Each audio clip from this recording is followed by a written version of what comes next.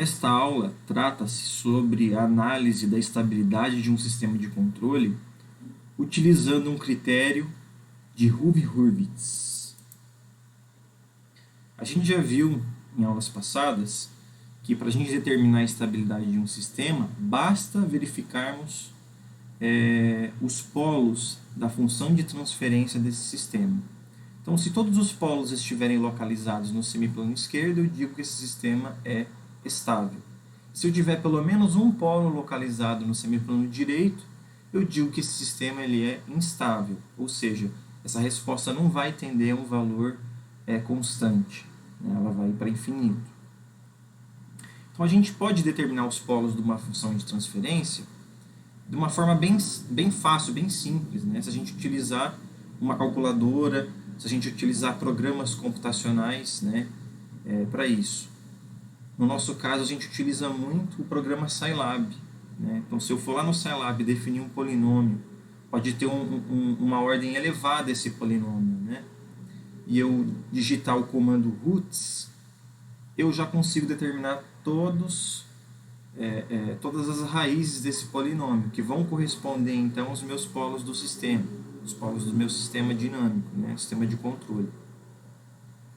Mas a pergunta que fica, e se por acaso esse meu polinômio, essa minha equação característica, ela for dependente de algum parâmetro, por exemplo, um valor de ganho, né? E eu fizer a seguinte pergunta, para quais valores de ganho eu vou ter um sistema estável, né? Quais são os valores de ganho que eu não posso inserir no meu sistema, porque se eu inserir esses valores, eu vou instabilizar a resposta desse sistema. Quem vai me responder isso? A gente pode utilizar então o critério de Hurwitz para poder responder essa pergunta. Então vamos fazer um primeiro exemplo aqui, né? Para a gente entender esse conceito. Vamos supor que eu tenho esse sistema dinâmico aqui, né? Tem uma entrada, uma saída, ele tem realimentação unitária, eu tenho um certo parâmetro K aqui que eu vou chamar de ganho, eu tenho uma função de transferência aqui de malha de ramo direto aqui, né? 5 sobre S com S mais 2, eu tenho uma raiz aqui em 0 e uma raiz em menos 2, ok? Então, primeiro passo, eu tenho que encontrar a minha função de transferência de malha fechada. Por quê? Porque esse sistema está operando em malha fechada. Então eu pego e vou colocar a nossa fórmula básica, bem conhecida, né? Kg sobre 1 mais Kg. Se o H de S fosse diferente do unitário, a gente estaria multiplicando ele aqui ao lado do G de S.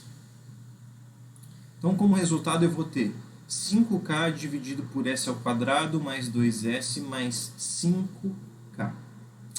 Como que eu determino, então, os polos desse sistema? Né?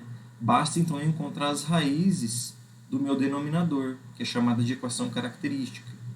Né? Para isso, eu posso aplicar aqui a fórmula de Bhaskara facilmente e posso encontrar essa expressão aqui que depende do meu valor do ganho K. Ok? Então, para esse sistema aqui, que eu estou analisando, se eu tiver qualquer valor de ganho K maior do que zero, esse sistema sempre vai ser estável, ou seja, eu sempre vou ter raízes no semiplano esquerdo. Vamos avaliar um valor de ganho K qualquer aqui para a gente verificar isso. Se o K valer 1, por exemplo, ó, eu vou ter 1 menos 5, que vai ser menos 4. Ou seja, eu vou ter raiz quadrada de menos 4, um número negativo. Ou seja, eu vou ter um número imaginário aqui, né? 2J, certo? Mais ou menos 2J. Mas a parte real aqui que me interessa, ela sempre vai estar mantida aqui em menos 1. Então, esse polo sempre vai estar localizado no semiplano esquerdo, sempre estável. Ok? Então, para esse caso aqui, foi muito simples a gente determinar quais valores de ganho eu posso ter nesse sistema, né? Mas vamos supor que eu tenha um sistema que eu tenha mais do que 2 polos, que eu tenha 6, 10, 20 polos. Como que eu vou determinar? Não consigo determinar simplesmente utilizando uma fórmula de Bhaskara. Então, para isso, a gente vai utilizar o critério de Hurwitz. Então, como que funciona o critério de Hurwitz? Primeiramente, a gente vai considerar o nosso polinômio, uma equação matemática aqui. Tá? Que no nosso caso sempre vai ser equação característica. Ou seja, se o meu sistema ele está operando em malha aberta, eu vou usar o polinômio do meu denominador da minha função de transferência de malha aberta. Se esse meu sistema está operando em malha fechada, eu vou encontrar então a função de transferência em malha fechada e vou pegar a equação do meu denominador. Ok? Então vamos supor que eu tenho um polinômio desse tipo aqui, ó, um polinômio aqui de ordem n aqui, certo? Primeiramente, o critério de Hurwitz, eu tenho que construir uma tabela, tá? Que é essa tabela aqui abaixo. Como que funciona essa tabela? Eu vou colocar aqui os meus termos em S, vou começar com o termo de maior ordem que eu tiver no meu polinômio, então vou colocar aqui S elevado a n, depois o S em menos 1, e até o S elevado a 0, né? S elevado a 0 vai ser 1. Ok. Esse é o primeiro passo. Eu posso fazer um risco aqui, ó, para poder fazer uma separação, segundo passo. E o terceiro passo, eu vou pegar os coeficientes desse meu polinômio e vou inserir ele nessas duas linhas. De que forma? Sempre salteando, ó, a n, aqui embaixo a n menos 1, depois a n menos 2, menos 3, a n menos 4, a n menos 5. E quantos termos eu tiver? Até o último termo que vai ser o meu A0 aqui. Ok? Então, voltando aqui, quais são os passos para a gente construir a tabela? A gente vai colocar os termos em S aqui, começando do maior grau aqui. A gente vai fazer um traço aqui. E vamos salteando os coeficientes desse meu polinômio. Ok, construí as duas primeiras linhas. Como que eu vou construir, então, a minha terceira linha aqui? Ó? Esse elemento Bn-1. Existe uma forma que a gente utiliza aqui, mas eu vou ensinar de vocês de uma forma mais fácil, uma forma geométrica aqui. Vamos avaliar aqui então. Ó. Como que eu calculo então esse termo? Eu vou fazer o termo logo em cima dele, que é o AN-1, vou fazer AN-1 vezes AN-2, venho aqui para baixo, faço A menos AN-3 vezes AN dividida por AN-1. Vou repetir, como que eu calculo o valor do Bn-1? Vou fazer esse termo vezes esse termo menos esse termo aqui vezes esse termo, dividido por AN-1. Eu vou ter essa expressão aqui. Tá bom? Como que eu calculo, então, o termo Bn-3? Vamos usar um raciocínio muito parecido com o Bn-1. A gente vai fazer AN-1 vezes AN-4 menos AN-5 vezes AN dividido por AN-1. Ok? Então, eu vou ter o meu termo Bn-3. E meu termo Bn-5? Como que ficaria, professor? Se eu tivesse mais termos aqui, ó, como que eu faria? Faria o mesmo raciocínio. Esse termo vezes o termo que existia aqui, menos esse termo aqui também que existia, vezes AN, dividido por AN-1. Aí eu teria, então, meu termo Bn-5. Ok?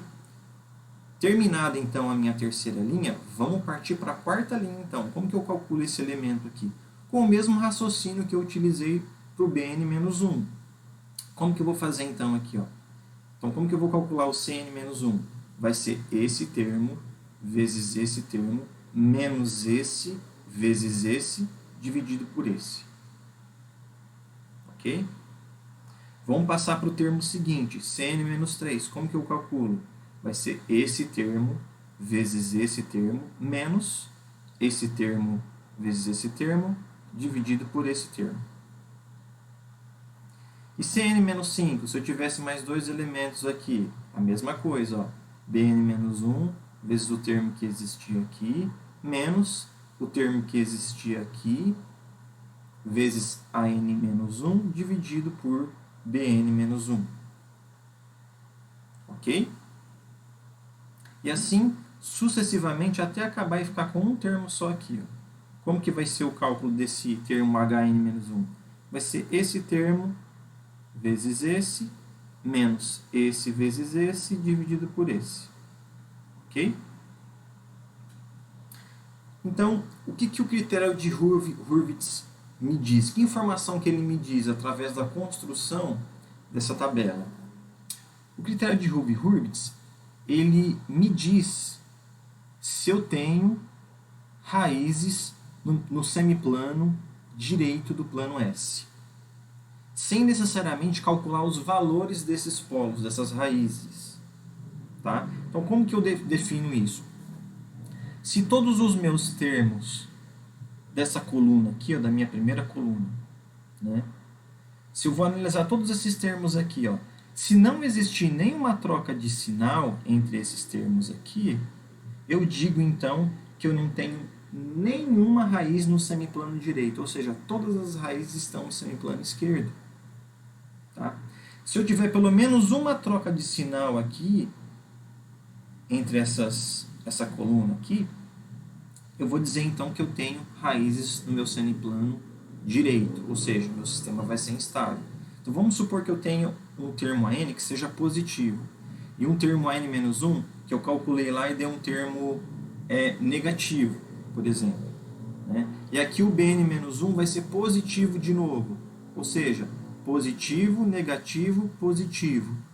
Quantas trocas de sinal eu tive? Eu tive uma primeira troca de sinal de positivo para negativo e vou ter uma segunda troca de sinal porque eu tive de negativo para positivo novamente. O que significa isso? Se eu tive duas trocas de sinais, eu vou ter duas raízes no meu semiplano direito. É isso que me diz o critério de Hurwitz. Vamos fazer um primeiro exemplo aqui bem simples, bem tranquilo, né? Vamos considerar então que eu tenho uma equação característica, que é o meu polinômio que eu vou analisar aqui, ó, meu polinômio Q de S. Tá? Então ele é uma constante A2, S ao quadrado, mais uma constante A1 vezes S, mais uma constante A0. Tá? Vamos então construir a tabela de Hurwitz. O que eu vou fazer então aqui? Ó? Vou colocar o termo de maior ordem, que é o S ao quadrado. Depois vou colocar S elevado a 1 e S elevado a 0. Vou fazer meu traço aqui, separando. E vou pegar os meus coeficientes e vou salteando eles aqui, né, nessas duas primeiras linhas. Então, o primeiro termo é o A1, A2, A0. Como não tem mais nenhum termo, acabou o polinômio, eu vou completar com 0 aqui. Tá bom? Então, vamos calcular qual que é o valor do meu termo B1, utilizando aquele método geométrico lá. Vai ser o quê? Termo A1 vezes A0, né, menos 0 vezes A2, tudo isso dividido por A1. Então, vamos lá. Ó. A1 vezes A0 menos 0A2 dividido por A1. Então, o que vai resultar aqui, ó, nessa expressão toda? Né? Isso aqui vai ser 0. Vou cortar 1 com A1, vai sobrar simplesmente o A0.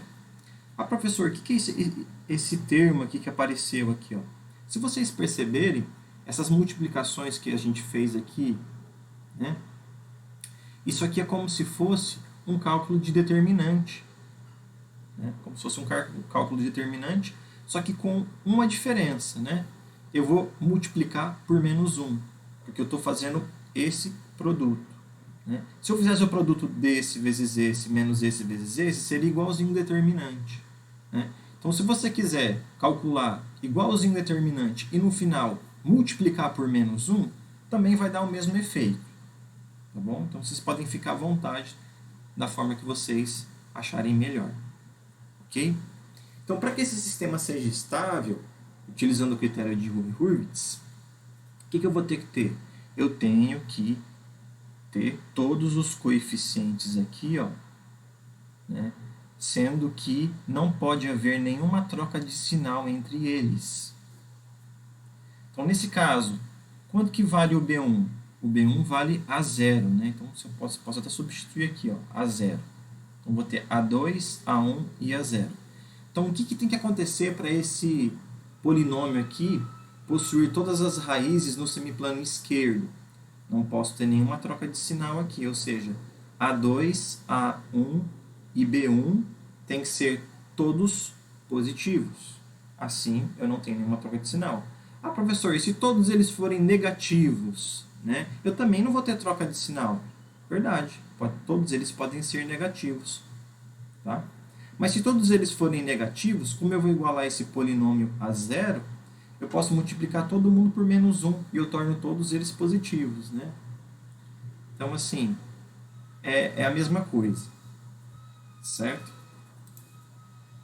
Vamos analisar agora um caso particular aqui, tá? Do critério de Hoover-Hurwitz.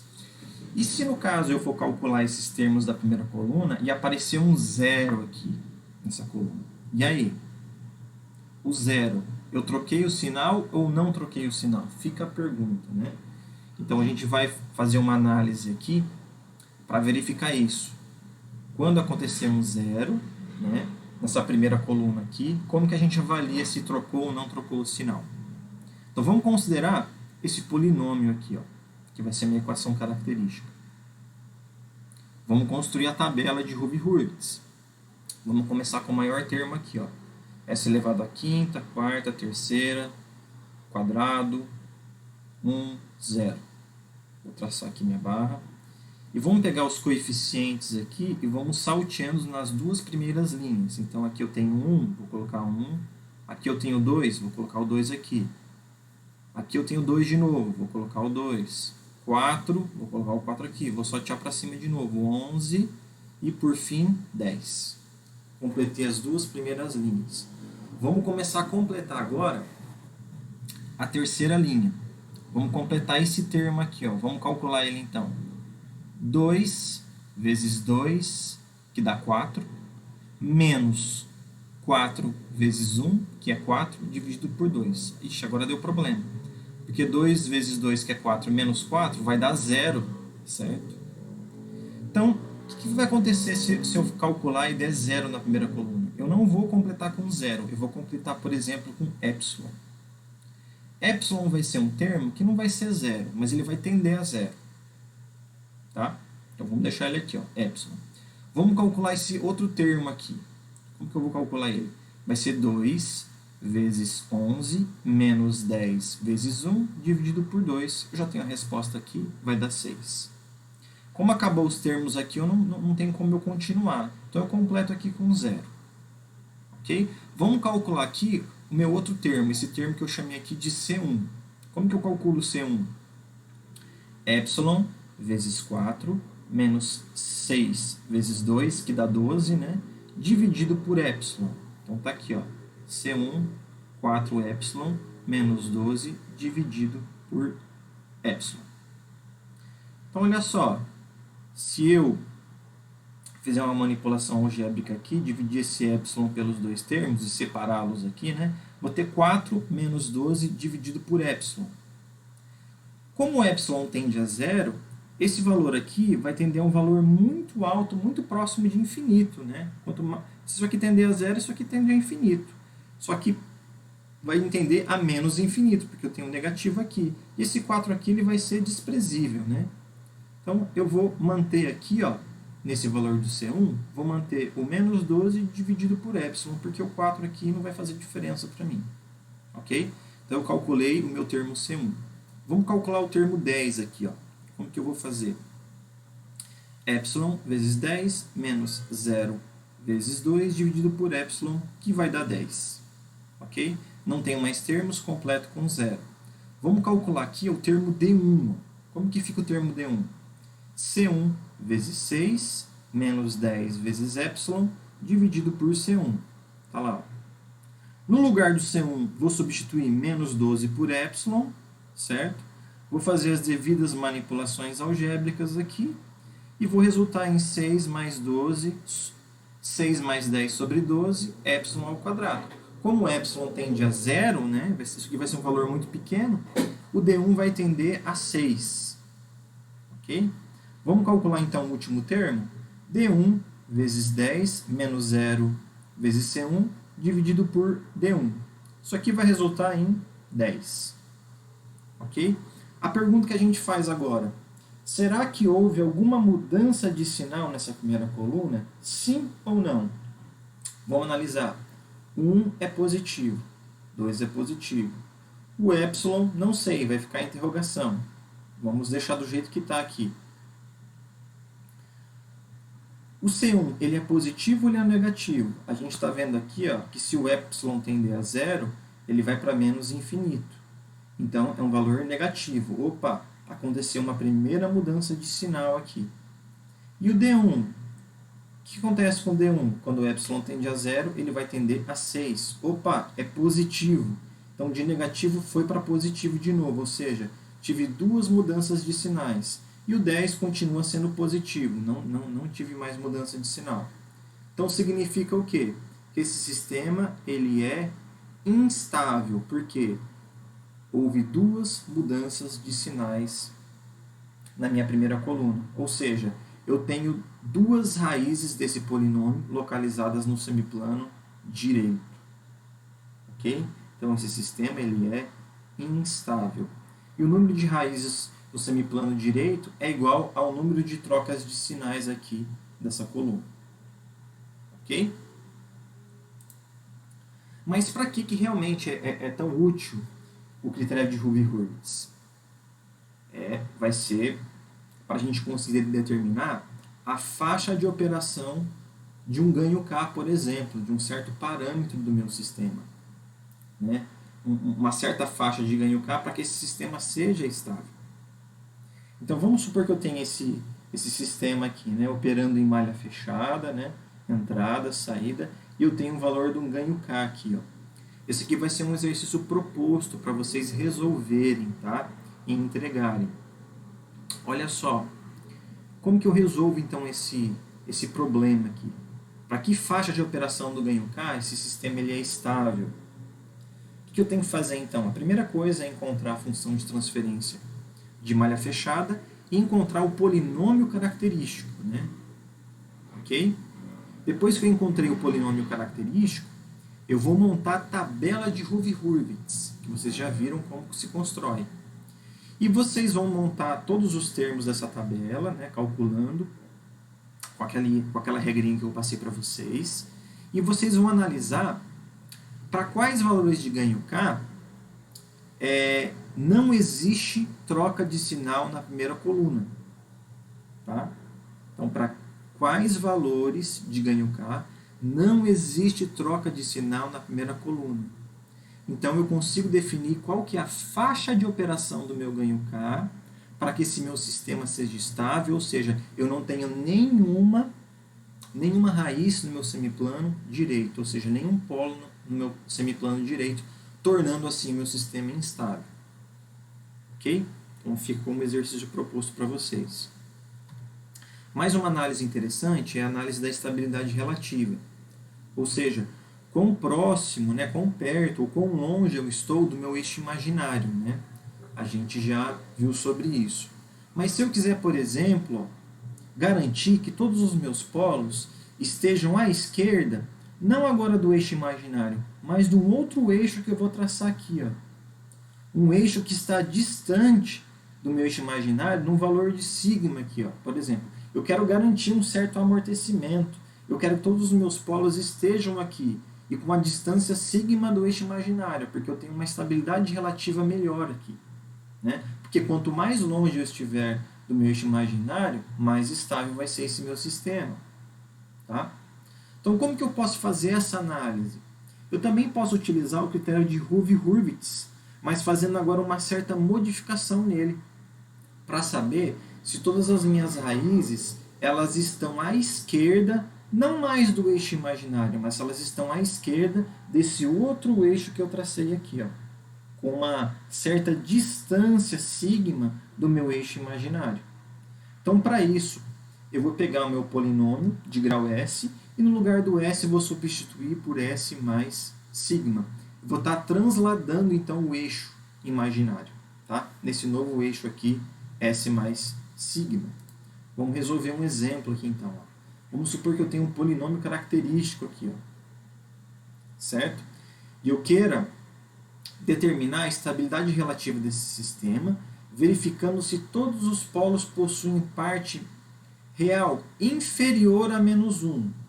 Tá? Inferior, ou seja, como se fosse aqui -1. Eu quero analisar se todos os meus polos estão à esquerda do -1 aqui agora. Tá?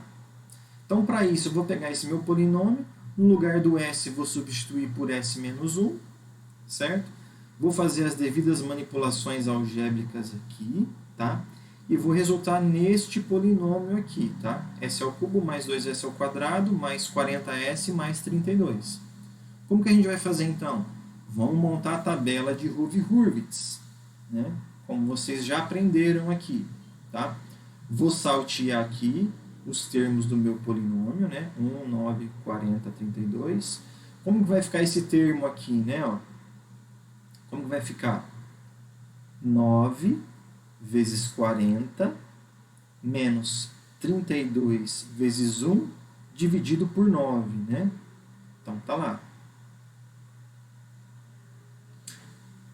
Aqui tem um certo errinho aqui, tá? Nesse termo aqui, tá bom? Vai ser 9 vezes 40 dividido por 32, menos 32 vezes 1, tudo isso dividido por 9, tá? Ah, não, na verdade não tem o erro, não. Na verdade, o 40 aqui eu já dividi por 9 aqui. Tinha 9 multiplicando, dividi e ficou 40 menos 32 dividido por 9. Tá correto aqui, tá? Então, como que fica agora esse outro termo aqui para a gente calcular? É esse termo vezes esse, menos esse vezes esse, dividido por esse. E simplesmente sobra o próprio 32 aqui. Tá? Então, para a gente poder fazer essa avaliação, trocou ou não trocou de sinal aqui? Ó? A gente pode perceber que todos os termos aqui são positivos. Ou seja, todas as minhas raízes desse meu polinômio, elas estão do lado esquerdo do eixo menos 1. Ok? Então, todos os polos desse sistema aqui atendem, então, essa estabilidade relativa aqui exigida no enunciado. Ok?